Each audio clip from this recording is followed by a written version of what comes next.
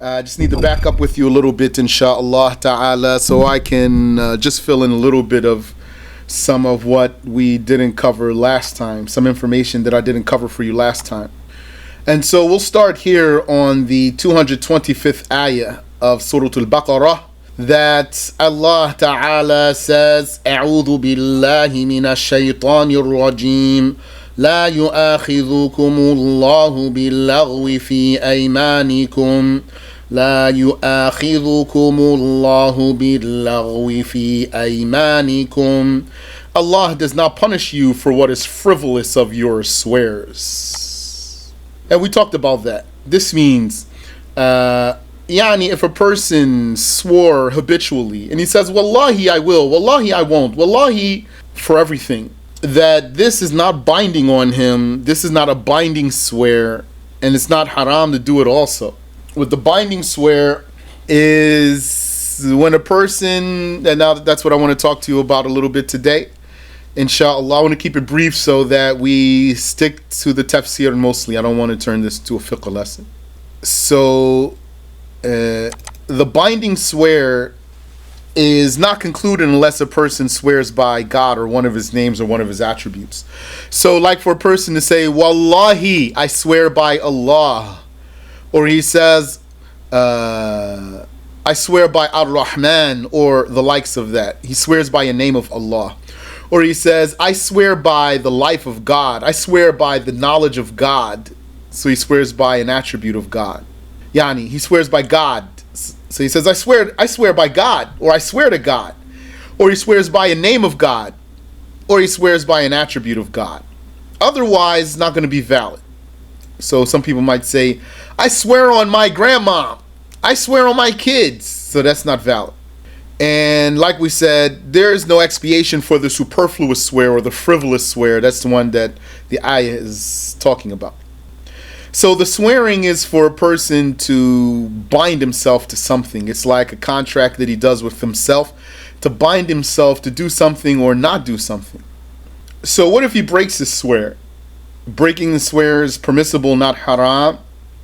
And if he does break his swear, then one is given the option between three things: to free a believing slave, or to feed 10 poor people, giving each one of them a mudd, or to clothe them, to give them clothing, to give those 10 poor people clothing. Some item that's regarded as clothing, as maybe the English doesn't translate so much, like not just some khufs, but like a shirt or khimar or turban. And if he could not find any of that, then he fasts for 3 days. It's not a condition that they're in a row. This fast would be an obligatory fast. So being an obligatory fast means he'll have to make his intention at night, and he's going to specify that he's fasting for kafara, for expiation, the expiation for breaking the swear.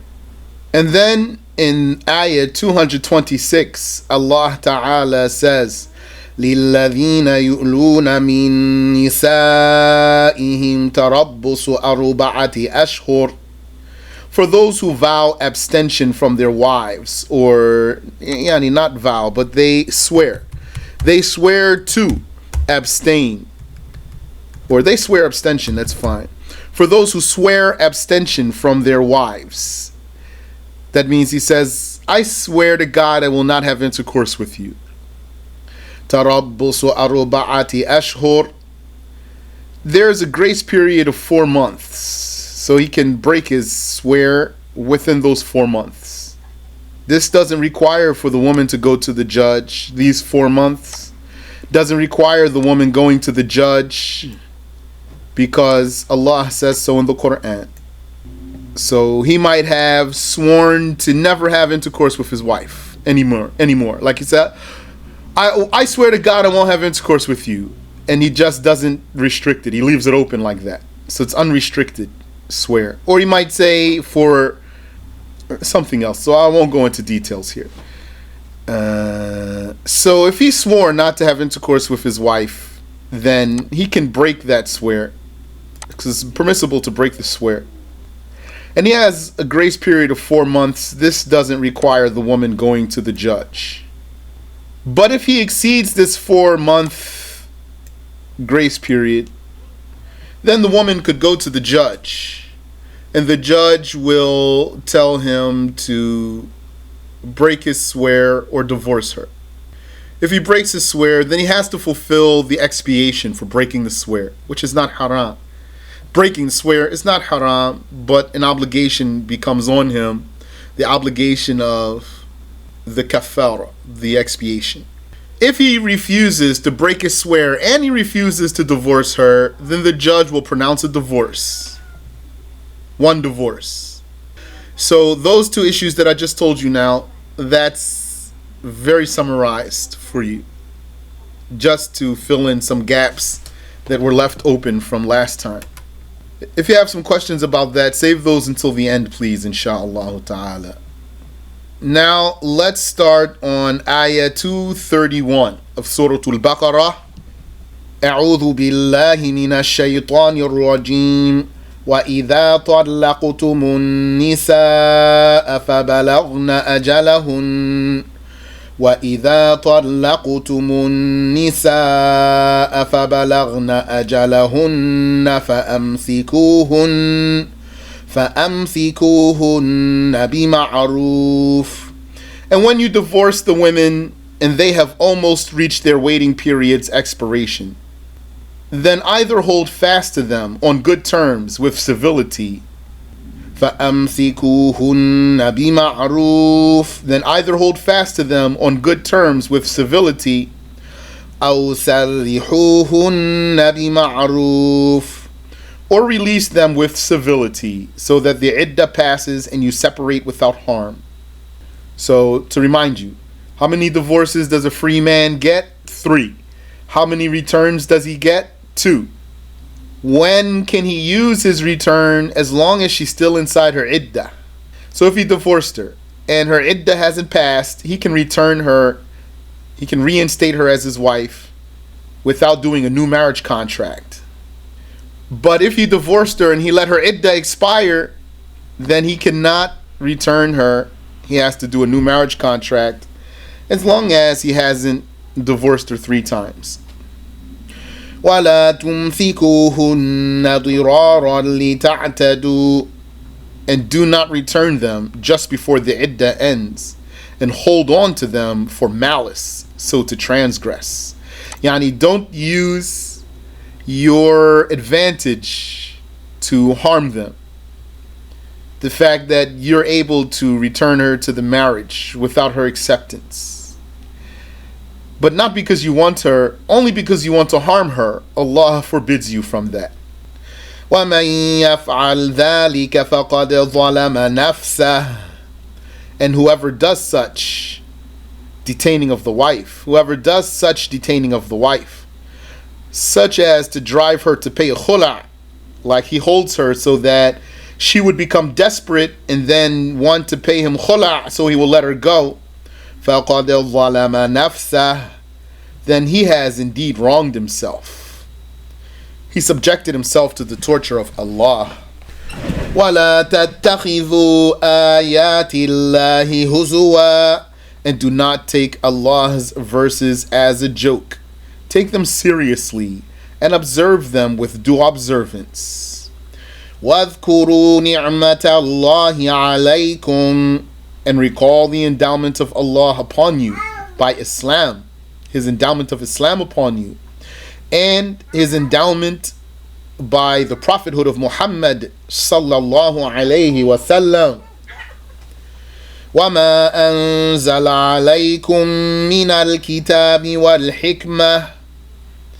And what He has brought down upon you of the book and the wise prophetic way. Recall that. يَعِظُكُمْ بِهِ. Recall the endowment of Allah upon you, and recall what He has brought down upon you of the book and the sunnah, the wisdom which is the sunnah, admonishing you thereby, admonishing you by that. وَاتَّقُوا اللَّهِ. And fear Allah concerning those trials with which He afflicts you. وَاعْلَمُوا أَنَّ اللَّهَ بِكُلِّ شَيْءٍ عَلِيمٌ. And know, under severe threat, that Allah about everything is knowledgeable. The sister of Ma'qil ibn Yasar was divorced, and her ex-husband wanted to take her back. Ma'qil stood in the way of this, and so it was revealed. وَإِذَا طَلَّقْتُمُ النِّسَاءَ فَبَلَغْنَ أَجَلَهُنَّ فلا تعضلوهن أن ينكحن أزواجهن إذا تراضوا بينهم بالمعروف. And when you have divorced the women, you, that's plural, طلقتم, you believers, or you men, when you have divorced the women and they have reached their waiting term's expiration, then do not prevent them from marrying their husbands when they mutually agree amongst themselves in compliance with the religion. Yani, it means if they want to get back together again, don't stop them from getting back together again. Yani, according to the condition that Allah Ta'ala mentioned. إِذَا تَرَاضَوْا بَيْنَهُمْ بِالْمَعْرُوفِ. When they mutually agree amongst themselves in compliance with the religion, then don't stop them from remarrying. ذَلِكَ يُوعَظُ بِهِ مَنْ كَانَ مِنْكُمْ يُؤْمِنُ بِاللَّهِ وَالْيَوْمِ الْآخِرِ. That prohibition from preventing the women from remarrying, admonished by it is whoever among you was believing in Allah and the last day. Yani, who takes a lesson from that? Who takes a lesson from that is who was believing in Allah and the last day. ذَلِكُمْ أَزْكَى لَكُمْ وَأَطْهَرُ. That abstention from harming them is better for you and purer. وَاللَّهُ يَعْلَمُ وَأَنْتُمْ لَا تَعْلَمُونَ. And Allah knows the great welfare in that for the people, while you do not know, so follow His command. Hizb 4.3. وَالْوَالِدَاتُ يُرْضِعْنَ أَوْلَادَهُنَّ حَوْلَيْنِ كَامِلَيْنِ لِمَنْ أَرَادَ أَنْ يُتِمَّ الرَّضَاعَةَ. And let the mothers nurse their children for 2 complete years, for whoever desires for his child a complete period of nursing. For whoever desires that for his child. Yani, who's doing the nursing? The mother. But who's the one who wants the child to be nursed? For example, according to this ayah, the father. So what if the mother didn't want to nurse the child? Then he can get another nursing mother for this child. He's allowed to. وَعَلَى الْمَوْلُودِ لَهُ رِزْقُهُنَّ وَكِسْوَتُهُنَّ بِالْمَعْرُوفِ. And obligatory on the man for whom the child was born is the mother's food, her food provision, and or their food provision. The mother's apostrophe, that's plural, is the mother's food provision and their clothing in accordance with his ability, without waste or neglect.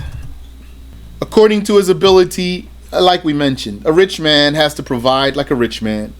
A poor man has to provide like a poor man, and a middle class man has to provide like a middle class man. A rich man is a man who has enough money for the rest of his life. A poor man is a man who doesn't even have enough money for his present day. And a middle class man is in between. لا تكلف نفس إلا وسعها. No soul is charged with anything but its capability. Allah Ta'ala does not make you obligated to do anything that you're not able to do. This is valid saying. That's what's in the Quran. Allah doesn't obligate you with what you're unable to do. Some people might say Allah doesn't put a burden on you, or something like that you can't bear. They say Allah doesn't put on you anything that you can't bear. And what they understand from this is the calamities. They say Allah doesn't put a calamity on you that you can't bear. But I don't know how some people came to that, because Allah makes us die. So how does that work? لا تضار والدة بولدها. No mother should be spiteful to the father by her child. ولا مولود له بولده.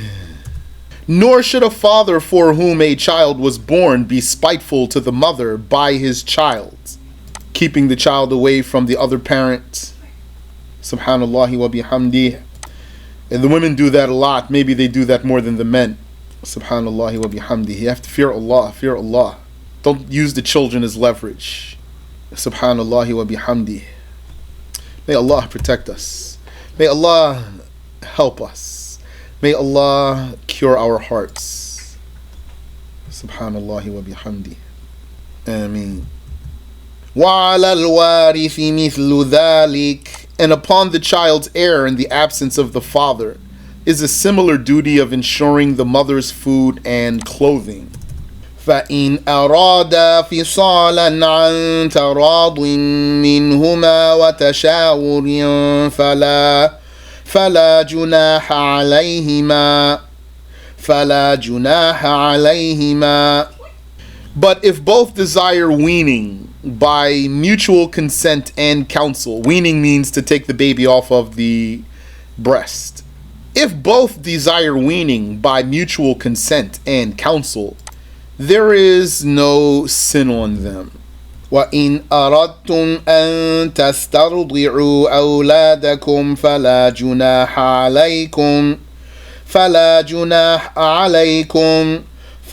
جُنَاحَ عَلَيْكُمْ إِذَا سَلَّمْتُمْ مَا آتَيْتُمْ بِالْمَعْرُوفِ. And if you wish to seek wet nurses for your children, that means other nursing mothers besides your wife, or besides the mother, that is. There is no sin on you so long as you pay what salary you promised cordially. Yani, that's valid service for a woman to be paid for nursing your child. Even the mother herself, you can hire her to nurse your child, or she can demand a salary. So then, yani, she can say, I won't nurse this child unless you pay me. The mother can do that. So then he could pay her if he wants her to do it, or he could pay someone else if she won't do it and he doesn't want to pay her. وَاتَّقُوا اللَّهَ. And fear Allah. وَاعْلَمُوا أَنَّ اللَّهَ بِمَا تَعْمَلُونَ بَصِيرٌ. And know that Allah of what you do is seer and shall recompense you. وَالَّذِينَ يُتَوَفَّوْنَ مِنكُمْ وَيَذَرُونَ أَزْوَاجًا يَتَرَبَّصْنَ بِأَنفُسِهِنَّ أَرْبَعَةَ أَشْهُرٍ وَعَشْرًا. And those who die among you and leave free wives who are not pregnant, those widows must keep themselves in waiting before remarrying for 4 lunar months and 10 days and nights. So that's the widow of that's the iddah of the widow. That's the iddah of the widow. 4 lunar months and 10 days. فَإِذَا بَلَغْنَ أَجَلَهُنَّ فَلَا جُنَاحَ عَلَيْكُمْ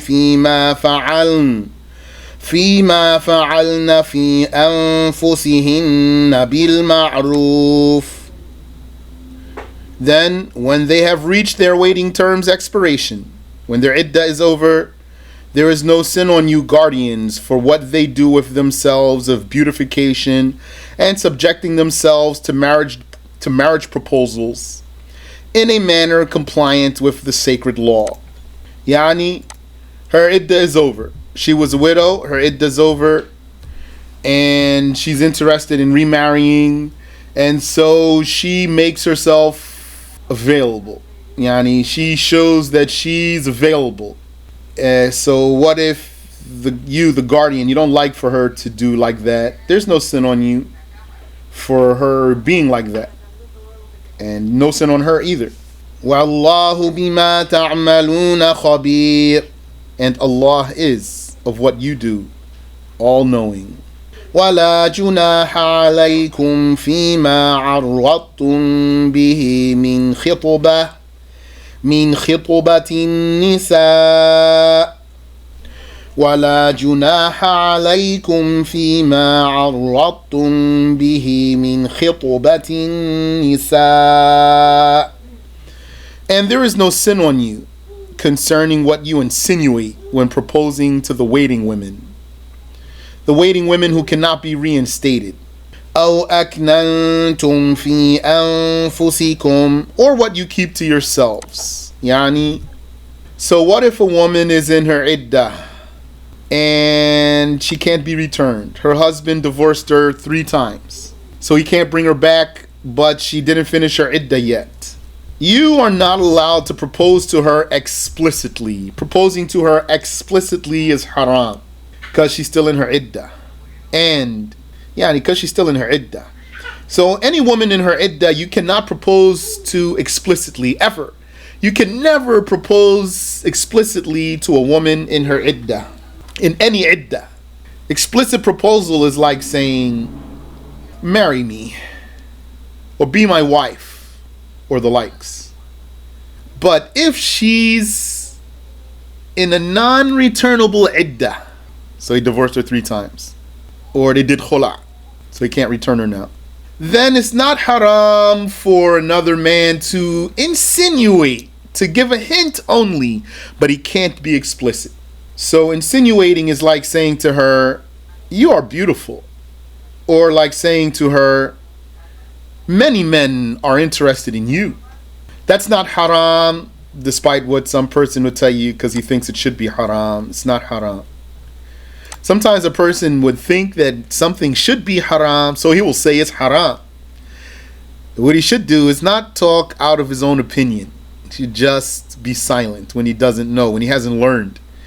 What helps you to not talk from your opinion and be silent is to learn by talaqqi in the first place, to learn by transmission, to take your knowledge by transmission. When you take the knowledge like this, then this will accustom you to limiting yourself to what you have taken.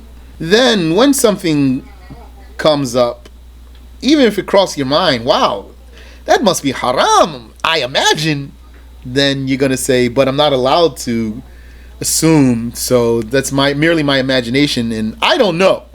علم الله أنكم ستذكرونهن علم الله أنكم ستذكرونهن ولكن لا تواعدوهن سرا إلا أن تقولوا قولا معروفا.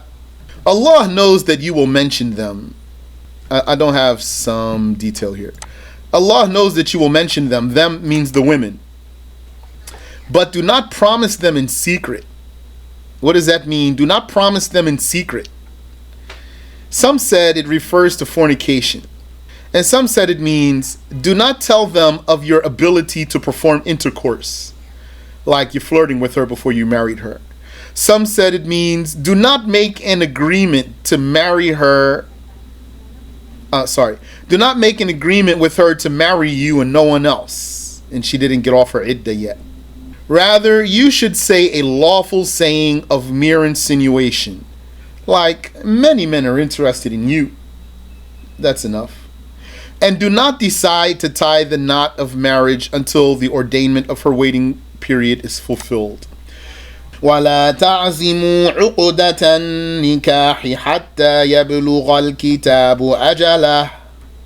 And do not decide to tie the knot of marriage until the ordainment of her waiting period is fulfilled. Yani until she finishes her iddah. Don't make any plans until she finishes her iddah. So that's what the God-fearing person will do. So you need to be mindful here. The women in the iddah, they might be, in a lot of cases, what's the word I'm looking for? Delicate. There's another word I'm looking for, it's not coming to me. Something like delicate. So then fear Allah Ta'ala and don't do more than what's mentioned here in the ayah. وَاعْلَمُوا أَنَّ اللَّهَ يَعْلَمُ مَا فِي أَنفُسِكُمْ وَاعْلَمُوا أَنَّ اللَّهَ يَعْلَمُ مَا فِي أَنفُسِكُمْ فَاحْذَرُوهُ. And know that Allah knows what is in yourselves of unlawful decisions. So beware of His torture. وَاعْلَمُوا أَنَّ اللَّهَ غَفُورٌ حَلِيمٌ. And know that Allah is forgiving of whoever bewares of Him, yani whoever fears Him. And He is Halim, not swiftly punishing who is deserving of punishment. It was revealed concerning who divorced his wife, having neither named a dowry nor consummated. He didn't specify a dowry for her, and he didn't consummate the marriage. لا جناح عليكم إن طلقتم النساء ما لم تمسوهن أو تفرضوا لهن فريضة. There is no sin on you if you divorced the women, as long as you have not touched them by consummation, nor have you named for them a specific dowry. Yani, a man married a woman and he never consummated the marriage with her. What's the judgment of divorcing her at any time? Permissible. It's not haram. He can divorce her whenever, because she doesn't have an iddah. You said, as for the man not wanting to pay his wife for nursing, but will pay another woman, wouldn't that be harmful to the wife? It seems it's being spiteful. No, not necessarily, because yani, if you wanted to hire someone, firstly, you're saying wife here. Maybe it's his ex-wife. So if we want to say mother, might be his wife, might not be his wife anymore, but it's the mother here. So maybe if you ever wanted to hire someone, you might want to hire one person or another person. You said, is impermissible for a man to marry a woman he committed zina with? Not impermissible, it's not haram. You can marry, a Muslim man can marry a Muslim woman, a Christian woman, or a Jewish woman, as long as she's not his mother, sister, daughter, aunt, or niece. So right there, I now just excluded everything for you. If she's not Muslim, Jew, or Christian, he can't marry her. If she's mother, sister, daughter, aunt, or niece, he can't marry her. So if she's Muslimah, or Christian, or Jewess, he can marry her. And then other than that, there's no restriction. So, if he never consummated with her, then he can divorce her anytime, because she doesn't have an iddah. Now, if he didn't specify a dowry for her, أو تفرضوا لهن فريضة, then we'll review that. That's another issue though. Whether he specified the dowry for her or he did not specify a dowry for her, if he never consummated the marriage and he divorced her at any time, it's not haram. The issue of the dowry is another thing. So I need to review that there to explain it to you well. وَمَتِّعُوهُنَّ عَلَى الْمُوسِعِ قَدَرُهُ. And instead of an unnamed dowry upon divorce, accommodate them with a mut'ah payment for reconciliation. وَمَتِّعُوهُنَّ. And instead of an unnamed dowry upon divorce, accommodate them with a mut'ah payment for reconciliation. Yani, when you divorce the woman, you have to pay her mut'ah if you consummate it. You have to pay her mut'ah if you consummated that marriage with her. Mut'ah is like a dowry, but it's for divorcing her. So you have three payments that are similar. They're different in their own way, and they're similar in some ways. One is a dowry, one is khula' payment, and one is mut'ah. So mut'ah is going to be like a dowry, but it's for divorcing her after consummation. And so when I say it's like dowry, it means you give her something. على الموسع قدره وعلى المقتر قدره. On the wealthy is what is in his means, and on the poor is what is in his means.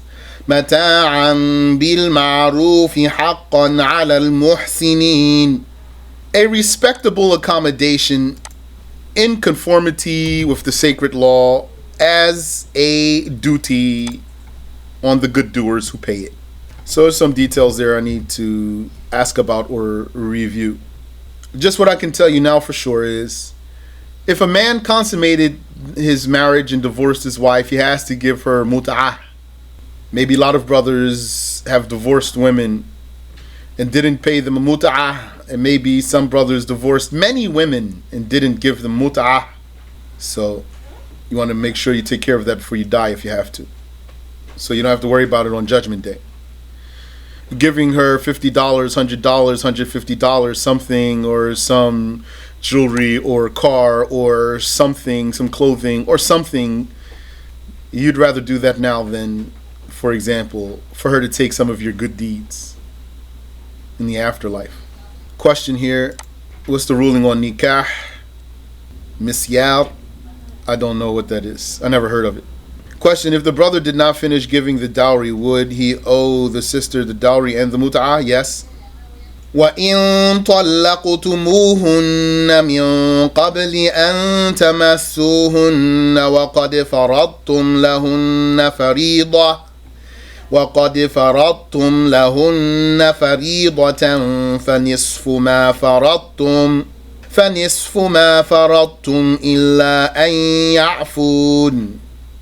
إلا أن يعفون أو يعفو الذي بيده عقدة النكاح. And if you divorce them before you have touched them, no consummation, but you have named for them a specific dowry, then pay to those divorcees half of what you have designated, unless they pardon all of it. They say, I don't want anything, you don't have to give me anything. So they relieved him. Or the husband in whose hand is the tie of marriage pardons and leaves her all of it. Or if he wants, he can just say, take all of this dowry. If he doesn't want to just give her half, he could give her all of it. That's fine. Just like she could pardon him altogether, he could pardon her with the meaning of do extra for her, give her more than what he's obligated, and let her take the whole dowry. وَأَن تَعْفُوا أَقْرَبُ لِلتَّقْوَى. And for you spouses to pardon is closer to piety. وَلَا تَنْسَوُا الْفَضْلَ بَيْنَكُمْ.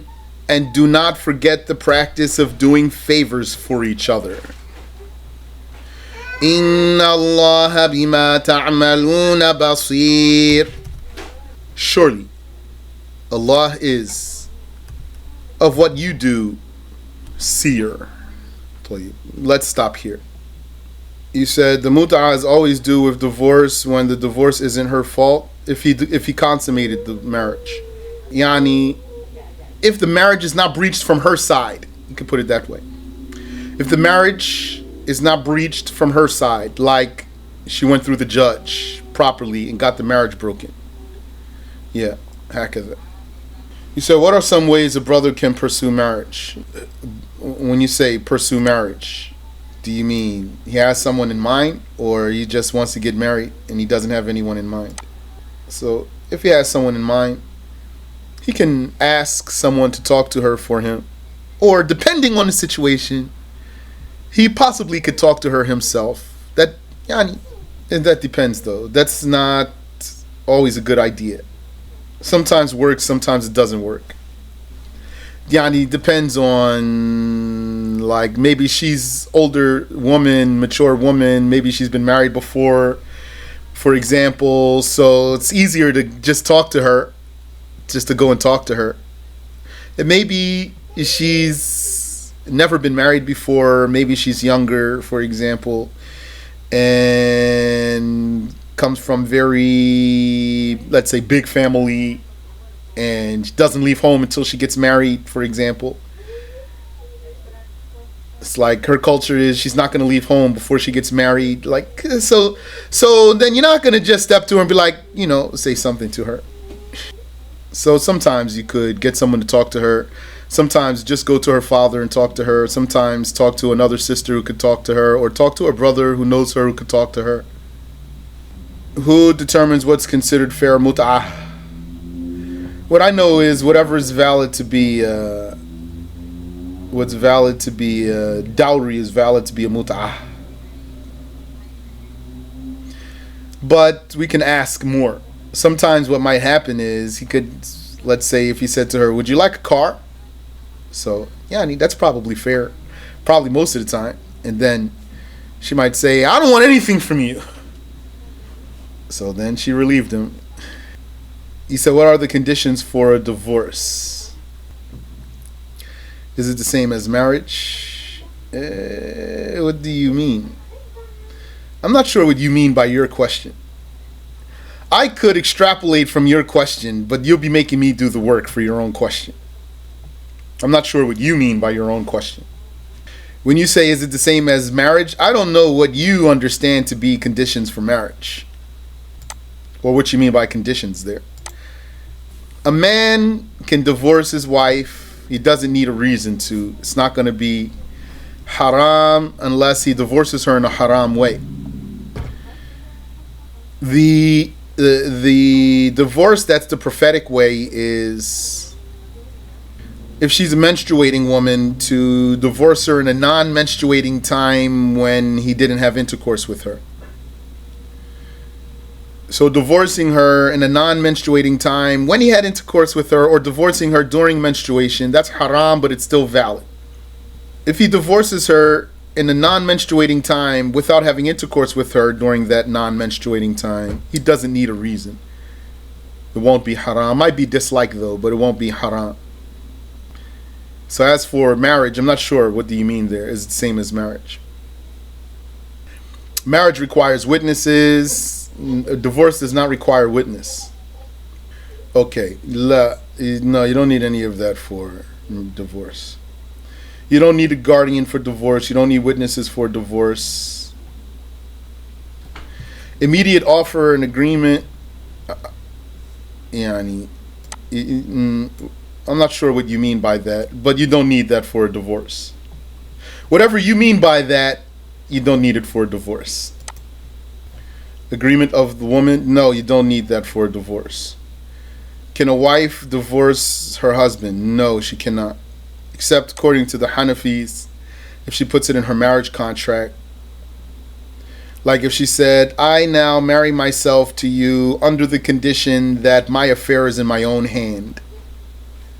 That's valid in the Hanafi school if she's a woman who could give herself away in marriage.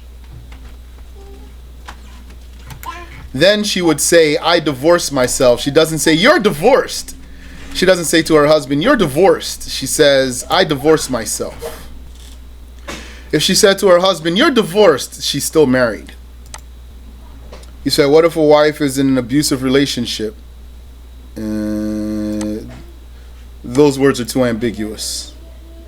Sometimes, some sisters might send a message to ask questions. It's an abusive relationship, so then she will say all kinds of stuff. Nothing in there constitutes abuse. Nothing she would be saying constitutes breaking the marriage contract. As for, according to all madhabs, I don't know. But I didn't really answer your question because abusive relationship, it's not clear enough for me. If you want, it would be another thing if you said, what if he beats her? So, okay, then she doesn't have to stay in the house so he can beat her. But it's not going to break the marriage though. When you say abusive relationship, that's open to interpretation. Ameen wa iyyakum. Subhanallah wa bihamdi. A lot of times, in my experience, those things are not like what the woman says. One sister, she had some issues with her husband. So she talked to me. So I did talk to her husband later.